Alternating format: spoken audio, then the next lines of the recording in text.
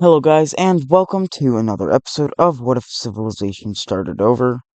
In the last episode, I don't remember all that happened, but I know we had a major war over here, I believe.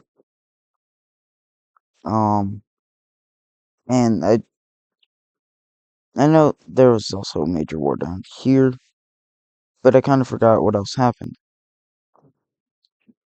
So, let's just get into this episode. So, for our first event of the episode, we are going to come down to here.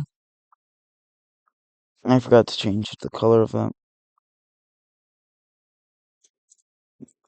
Alright. So, actually, we're gonna go back to there later. But where we are going to head over to is Korea. Now, if we take a look at the alliance layer, we see the Circle Alliance here. Decent alliance. However, one thing about them is they are just slightly weaker than Korea. And Korea kinda has a new little friend. That's South China. So, we see Korea and South China will work together to create the Star Alliance.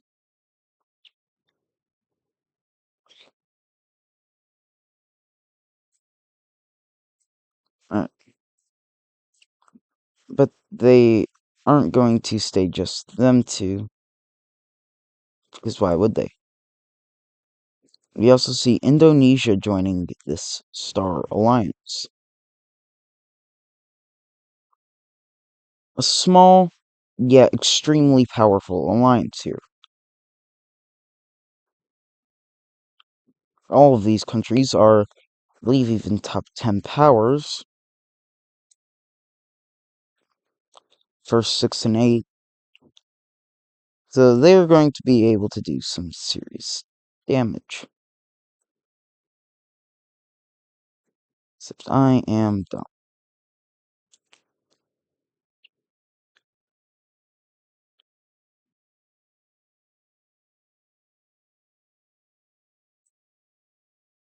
Alright. So now we see this alliance. Oh, wait. That's right. The circles also exist over here. So, why am I focusing right here? Well, that's because the circles are kind of regrouping themselves after the big war in Africa recently. They're also preparing for a major event coming up soon. So, we see as Korea begins their invasion of Orange Japan, only the Circle Alliance in East and Southeast Asia will come to the help. Will come to their help.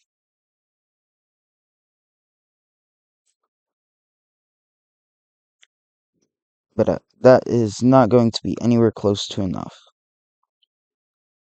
We see Korea will quickly blitz through most of Orange Japan. Turn off the alliances. And pretty much as soon as they make a landing on this island, the capital of Orange Japan is captured. And very quickly, we see Orange Japan falling apart. However, Korea only gets to about right up here before the total combined forces of Orange Japan and North Japan work together. However, we do see these two countries here are not very happy with Korea invading a friend. So you see them putting their forces together right in the southern part of Korea. But Korea knew this was coming, which is why they have aid. And with also forces coming in from central China, we see the Orange Chinese are actually able to push through all of these countries to capture the capital of Red China. They move in a decent bit into central China, capturing 3 major cities. But we kind of see an old country would like to come back. A union between 3 Chinese countries. It is here that we see the return of the South Chinese Union. Or I guess it's really more the Chinese Union. But very quickly we see the Eastern Asian Alliance, as I'm going to call it. The new East Asian circles will all unite together under one country. This helps them become a lot more organized with themselves in this fight. However, we do see one major event happen that really messes up this fight for one side.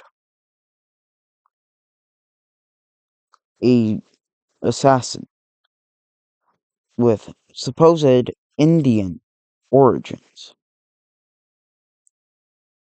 comes down to this capital and shoots the president of Sumatra. With this sudden and unexpected event occurring, we see Sumatra will not join this war. And to make things even worse for Korea and South China, we see not 1, not 2, 3 nations will join the Chinese Union, or as it is now known as the East Asian Union.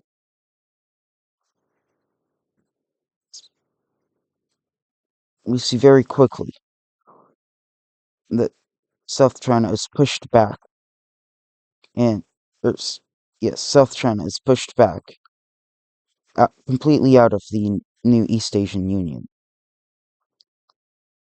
and also very quickly we see forces pour in from this eastern part.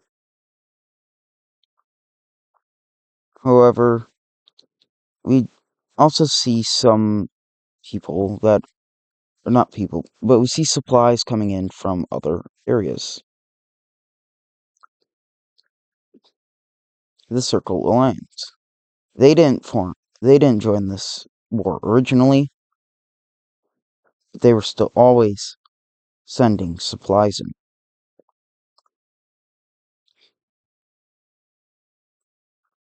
So that the Great East Asian War has begun. But it doesn't just end here. We see Sumatra, a decent-ish friend of a lot of these countries up here. Decent-ish. Well, it's found out that the president of India, or not, the president of Indonesia was in fact assassinated by an Indian person from India with Indian weapons. So, a lot of Sumatra's friends hate India now. Some of them being Pakistan, or Gujarat, as I think it was pronounced. So, in the midst of this giant war breaking out, we see another invasion begin. And this will bring in most of the trapezoids. However, with this invasion, we also see another very odd invasion happening. Something that we have indeed seen before, but Mesopotamia began invading into Yemen. Yemen, however, is a member of the trapezoid, or the parallelogram alliance that I believe formed in the last episode. Most every country is in an alliance at this point. Just like these two Russian countries are like some of the only ones other than some of these others.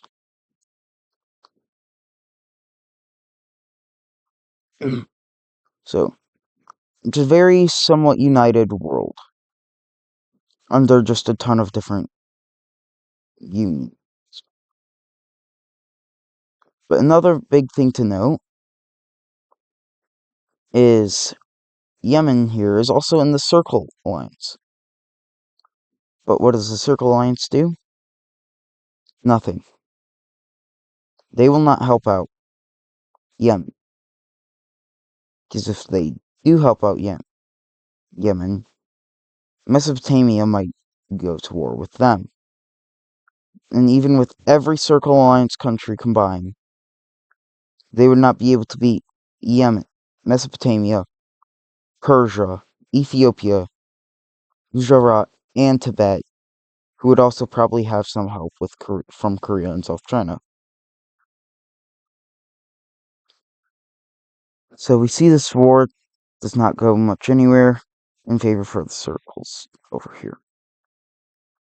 In fact, we even see Yemen being kicked out of the circles and the parallelogram alliance.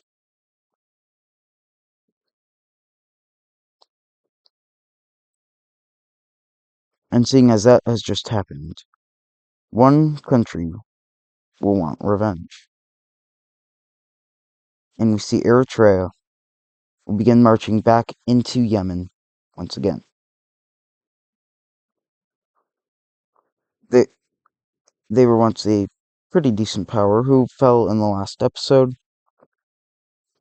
which I mean, if you guys didn't watch the last episode, why are you here? But, we see Mesopotamia and Eritrea will begin both rapidly pushing in to Yemen to take as much territory as possible from the other. And once they meet up right down here, you see Mesopotamian forces will fight against Eritrea. However, because they are in a foreign territory, Mesopotamia claims they're just fighting to. They aren't actually fighting them, it was a mistake. Soon after, we do see Persia joins this war, although kind of unrelated. They just want these two major cities, especially full control over this one. But as we see, most of the rest of this land, including the last major city, falls over to the Eritreans. And now it looks more like this. We see both Mesopotamia and Persia will begin to fight against Eritrea.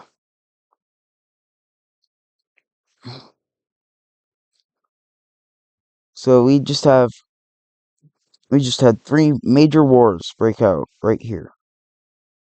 But now we cut to something extremely different.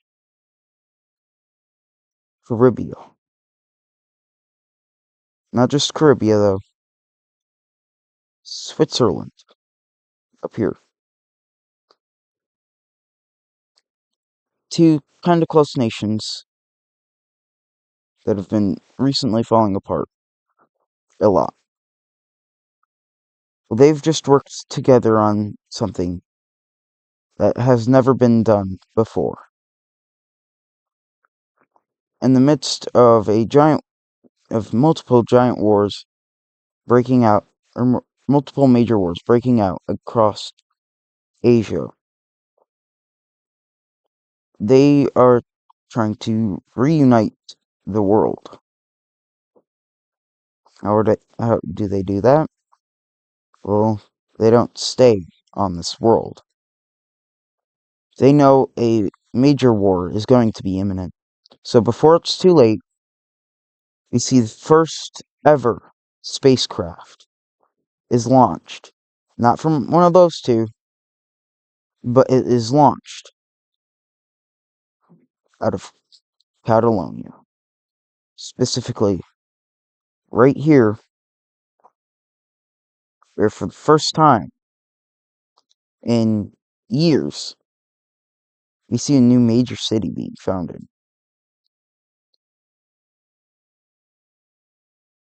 A spacecraft is launched out of here in the first ever major space program, and although it fails and crashes into the ocean just off the coast of the Bay of Biscay, or like in the middle of the Bay of Biscay, it is called a major success. And we see multiple nations across the world, like West Mexico, Caribbean, Switzerland, Catalonia, Michigan, Libya even, Mozambique, Mesopotamia, Persia, New Chinese Union, South China, Korea, India, Sumatra, Australia, even Tanzania, who's not Tanzania really. A lot of these countries and more begin making space programs. However, none of those countries compare to what Sweden has just done. 3 years after the first spacecraft was launched off of in this major city, 3 years later, Sweden becomes the first country to put a man on the moon. Only 3 years. And they send these ships out everywhere. However, very, very few ships even make it into the atmosphere. Many ships start crashing because nobody's quite caught up to with what Sweden, Square Alliance, and only Caribbean have done.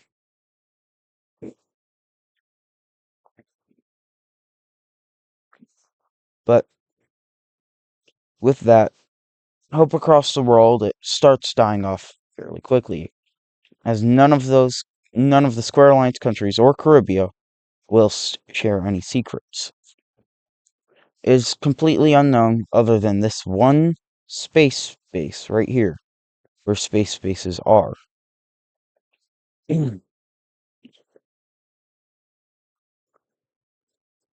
And soon after this happens, we see the war continue. All three of the wars continue. They were actually completely put on hold by the major events as countries focused on a space force. But now the need is no longer there. Without anything that really works, no country will actually put funding into their space force other than the Square Alliances, Caribbean, but oddly superior Ethiopia and Korea will still work on their space force.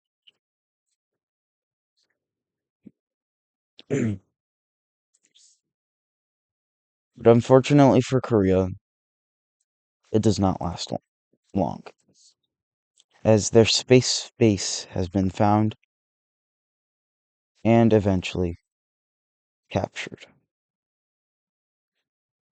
It was right here, and now secrets are spilled out to the world. However, this time the wars aren't put on hold, and Korea begins falling.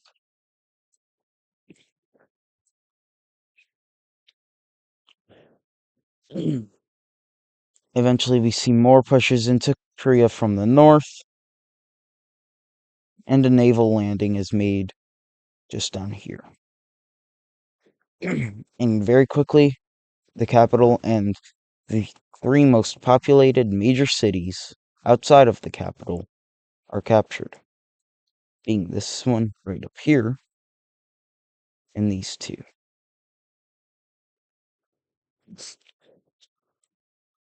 However, Korea still has major population centers all throughout this region, so they stay standing.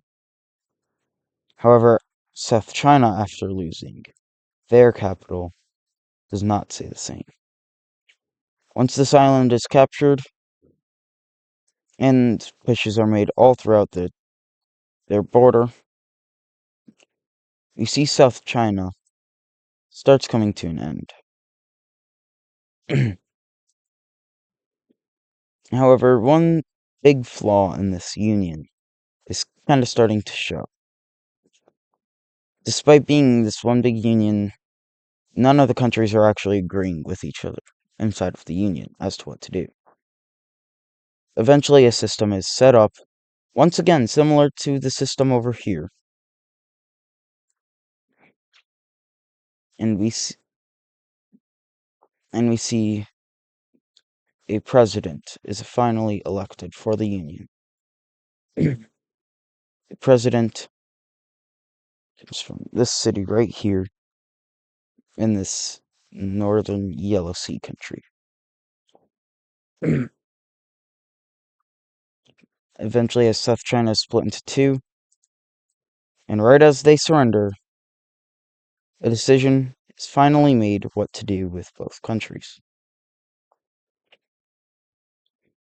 Once the president tells the plan to Korea, Korea also will reluctantly surrender. However, seeing as these wars are all connected, we do not see a peace treaty being drawn yet.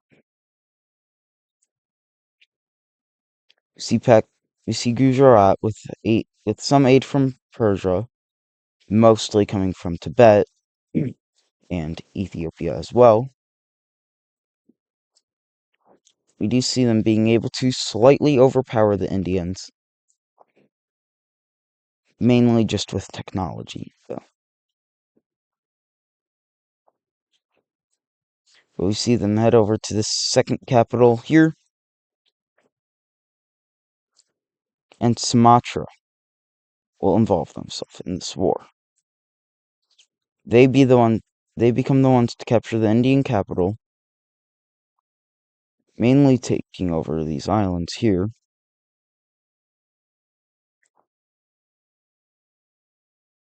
But kind of taking revenge, almost, for Thailand.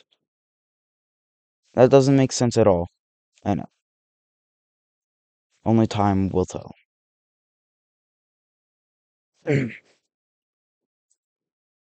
But soon after losing their secondary capital, their main capital is also captured. A couple naval landings down here take out major cities, as well as some from Indonesia. And the last capital remains.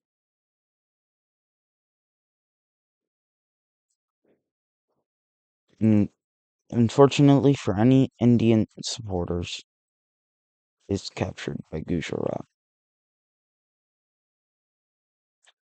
And we see that India kinda becomes split in two. They don't surrender, but it's split up. A more democratic following-ish democratic Indian or Indonesian side versus a communist Pakistani side, or Gujarat side. That leaves us with one war left. Right over here. Mesopotamia begins to fight against Eritrean forces. But one of the biggest twists in all of time, we see World War IV breaks out. Not specifically from this war, but as the Aero Alliance begins sending aid into Eritrea, we see the Gold Mozambique team will declare war on Tanzania. All of the Aero Alliance versus all of the Circle Alliance, and a war breaks out. Most of these nations separated by communism and fascism. It was probably the least dramatic start to a war there has ever been. But countries set aside other programs, especially space programs, in this war break out. We quickly see the Diamond Alliance, including Caribbean, will tell the circles to stop. If you invade the Aero Alliance, we invade you. And what does the Circle Alliance say to that? Bring it on. The squares are waiting.